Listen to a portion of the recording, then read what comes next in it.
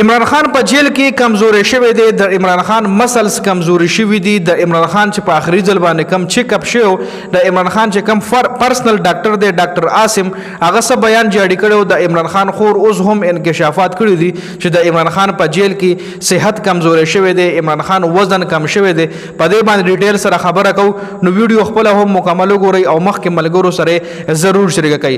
ډیر ټایم کېږي چې د عمران خان خپل پرسنل ډاکټر عاصم چې کم دی هغه سره ملاقات نه دی شوی او ډیر وخت نه ډاکټر عاصم د عمران خان چیک اپ نه دی کړی جی. چونکه چیک اپ د عمران خان کیږي خو هغه د حکومت چې کم ډاکټران دي د هغې په خواخه باندې ډاکټر راځي جی. د عمران خان چې کم پرسنل ډاکټر دی ډاکټر عاصم هغه چیک اپ نه دی کړی. نو سر لاست ټایم چې کله ډاکټر عاصم چیک اپ کړی و په اخرني ځل باندې، نو هغې کې ډاکټر عاصم ویلي و چې د عمران خان مسلز کمزوري شوي دي او د عمران خان خور علیما خان هم دې حوالې سره ویلي دي چې د عمران خان په جیل کې وزن کم شوی دی. نو اوس په دې د پی ټی آی لیډرشپ لوی پکار چې په دې باندې आवाज اوچت کی چې د عمران خان میډیکل چیک اپ ضرور وکړل شي او ډیر ضرور وکړل شي او داغه پرسنل ډاکټر چې کم دی ډاکټر عاصم هغه د عمران خان چیک اپ وکي. د پی ټی آی لیډرشپ له اوس دا پکار دي. دا څوک وایي دا د عمران خان خور علیما خان ویلي دي. تاسو له معلومه وي چې د عمران خان په جیل کې تقریبا 200 ورځې هم مکمل شوي دي. عمران خان واحد سیاسي داسې قیدي پاتې شو چې د په جیل کې 200 ورځې تیرې کړي.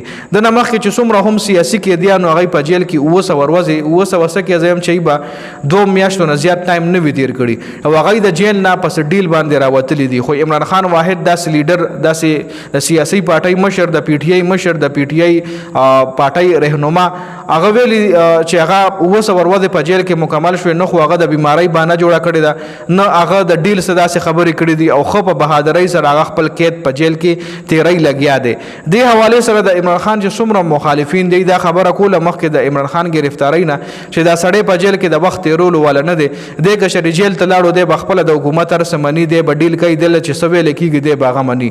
خو بل طرف ته عمران خان دغه ټول غلط ثابت کړل او عمران خان په جیل کې او لانګ ټایم تیر کو 2 کارونه زیات ټایم د عمران خان په جیل کې وشو چې عمران خان تر اوسه پورې نه څه د بیماری بهانه کړې ده، نه څه د ډیل بهانه کړې ده. او عمران خان وایي چې زما به لاش د دې جیل نه وځي خو زه به ډیل ونه کړم، زما به د جیل نه زما مرګ، زه به په دې مرګ د جیل نه وځم خو زه ډیل نه کوم. ریسنټلی اوس د عمران خان چې کوم لیډرشپ دی کپتان ته جیل ته ورغلی چې خیر ته لږ مفاهمت اختیار کا، نو په هغې ولا عمران خان غوسه شوی دی چې زه مفاهمت نه اختیاروم، زه ډیل نه کوم، زه به په جیل کې زه په جیل کې مړ شم خو زه مفاهمت زه ډیل نه کوم جی. دا لاست ټایم ریسنټلی اوس د عمران خان دا بیان خپل لیډرشپ ته راغلی. او بل چې د عمران خان کم مخالفین دي نو هغوی هم ومنل چې عمران خان ډیر بهادر سړی دی او ډیر بهادرۍ سره د په جیل کې وخت تیر کو، ډیر بهادرۍ سره د قید تیر کو جی. هغه مخالفین چې چا به ورپسې مخکې خبرې کولې جی.